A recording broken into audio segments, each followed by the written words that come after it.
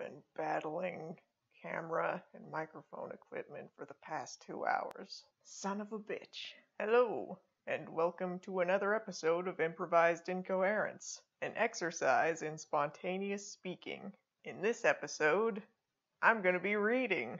It's not cheating, I swear. So ever since I've moved, I've been going through a lot of my old stuff just to see what the heck was in my closet. Turned out I had a couple boxes of writing and artwork that my mom and I have been collecting since I was a little kid. And one of the things that I found in there was a chapter book that I wrote when I was 8 years old called Math, called The Adventures of Ringo, or Ringo, because I didn't know how to spell. I remember writing it, but I don't remember what exactly was in it.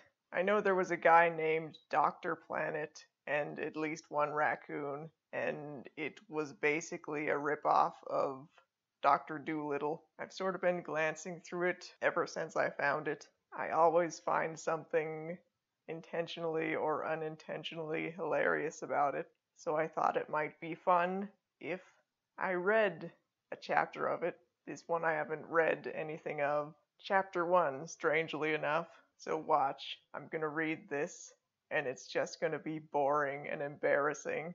The Adventures of Ringo. I'm gonna call him Ringo because I think that's what I meant. Chapter 1. Blah, Ringo said as he put his head on the desk. I want to get out of here and have a vacation. What did you say, Ringo?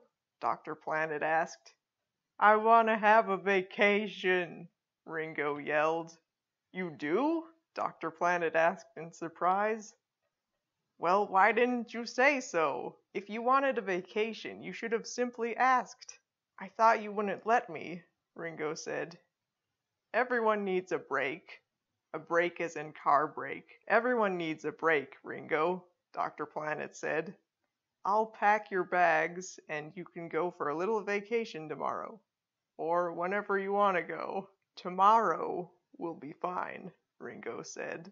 The next day, the doctor had Ringo's bags packed, and Ringo was ready to go. Goodbye, Ringo. He's just gonna die, isn't he? Goodbye, Ringo, Dr. Planet said. Make sure that you don't stay any longer after April 4th, or else I'll get worried. As it turns out, it's like April 5th, and he's talking about next year. If you're gone for exactly a year, then I'll start to get worried. What is with all this weird capitalization? Goodbye, Doctor, Ringo said. I will not stay any longer than April 4th.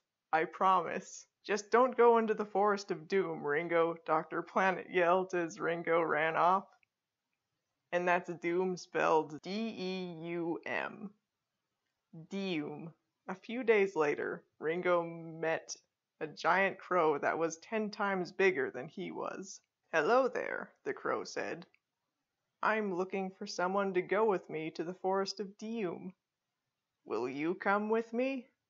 I can't, said Ringo. My master said that I should not go into the Forest of Doom. Ops. Oops. Did I say the Forest of Doom? The crow asked. If I did, then I meant the Forest of Happiness. I'm looking for happy flowers. And that's flower as in cooking flour. I'm looking for happy flowers. It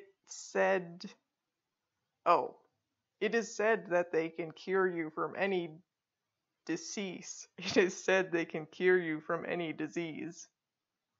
I'll go with you then, Ringo said in a ready-to-go voice. Can I pick some too? Of course you can. Of course you can, the crow said. So Ringo and the crow set off. But they weren't headed for the Forest of Happiness. They were headed for the Forest of Doom! When they got to the Forest of Doom, the crow said, How about we go What? There's something missing in here. Oh, okay, I get it. How about we go? Ah! The forest looks like it has been burnt. The forest looks like it has been burnt down. The forest looks like it has been burnt down. Let's hope we can find some happy flowers. When they were about in the middle of the forest, the crow stopped.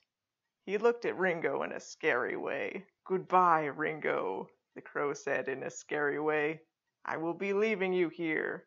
You will never get out of the forest of doom unless you can fly. Ha ha ha ha!" The crow flew away, and Ringo was left there. That night, Ringo made a fire to keep himself warm. As he did, he asked himself, "I wonder why they call it the Forest of Doom. Nothing bad has happened to me yet." All of a sudden, he heard a growl in the bushes. It was a wolf, one of his most hateful enemies, one of his most hateful enemies. He ran all the way to a tree and climbed it quickly, but the wolf didn't leave. He stayed there for the rest of the night, and the next day, and the next, and the next day, and the next night. All this time he had been living on tree leaves. It could be either the wolf or Ringo who eats them. One night he said, "If he won't leave, then I'll have to find a way to get out of this tree." He thought of what the bird had said to him, and that is where he got his idea. "I know. I'll build a pair of wings and fly all the way to the doctor's house. It is almost time for me to go. I only have 2 more days, and I'll have to work on it day and night." So Ringo worked on it day and night in the tree. On the second day it was done and ready to fly. "Goodbye," Ringo said. Who's he saying goodbye?